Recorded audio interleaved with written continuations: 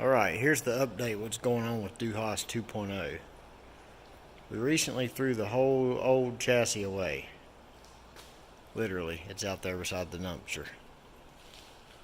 But we got a brand new 25-1G cert.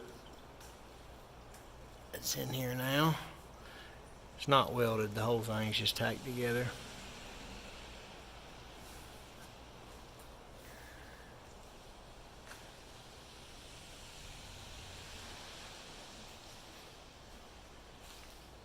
This whole cage configuration is fit around me to the T.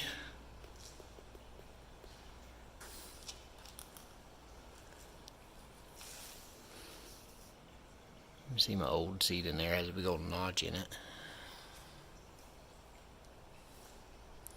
Super tight to the roof. Everything's nice and symmetrical on the floor.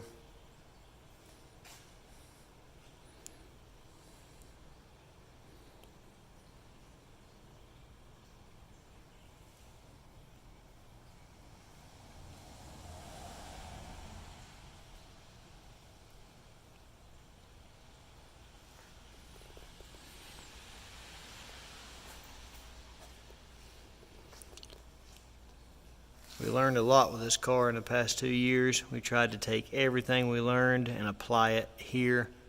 You'll see some of the bars are still holding the rear up because we fixtured the rear and the anti-roll bar and just the bars going to the back.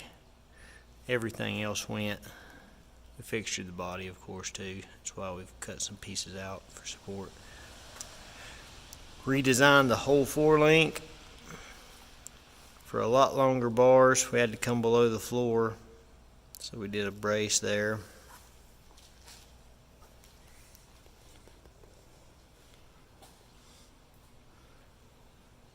That's a Ford Explorer 8.8 rear, or not an Explorer, but I mean a F-150 truck, if anybody wants to know. It's been cut down with 9-inch end caps on it.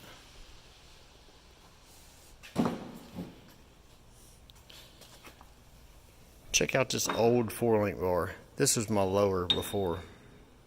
Put it to where the threads start on that. Now look. The way I had built the cage before was so redneck. Whenever I took it to Eric for him to 4-link the car and do the rear stuff, he really couldn't do anything with it besides to start over. So that's why my 4-link bars ended up being so short. Is that the only choice he had, or the only choice I give him rather? I'm so glad we started over.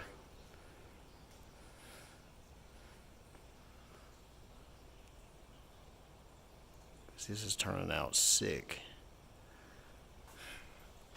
Back the X brace up a lot so we can pull the trans from underneath the car. Made the cross member removable where my other one wasn't. Pulling the trans inside the car sucks, especially when it had a dash and I couldn't get under there to muscle the trans and line up the clutch.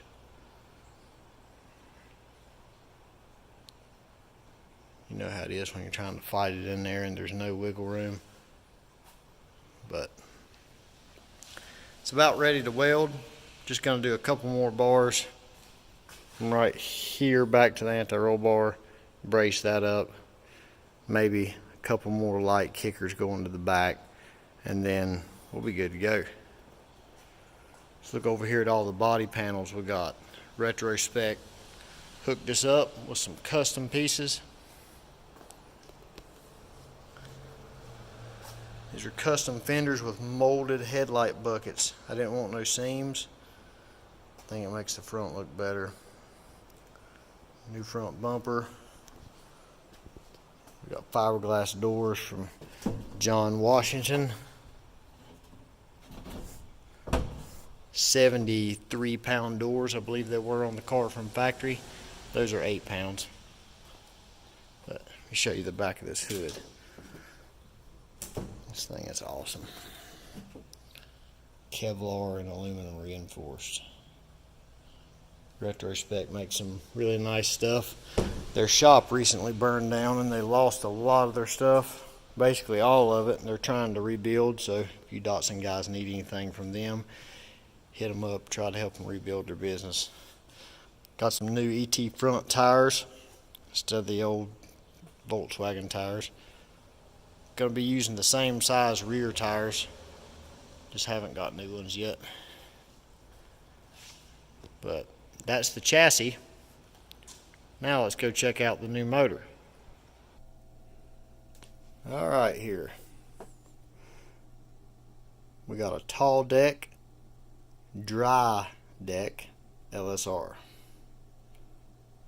So no more coolant, no more street car stuff.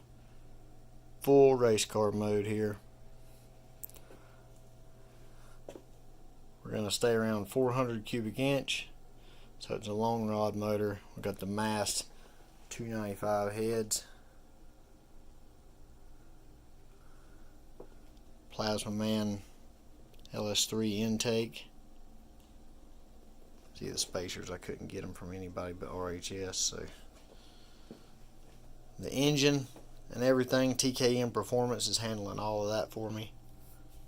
They're kind of paving the way for the build, kind of doing it the way they know best how, based on all the other fast LSRs they've got out there. This baby right here was not cheap. We've got a SP Series 6-stage daily dry sump system. Nice billet pan there. No more oiling problems. We're going to have the turbo mounted low up front, so that'll benefit us sucking the oil out of there. Let's go check out the turbo here. This is a NLX from Bullseye. Don't break the table getting it out. It's nice and dusty. It's been sitting in here. Check that out.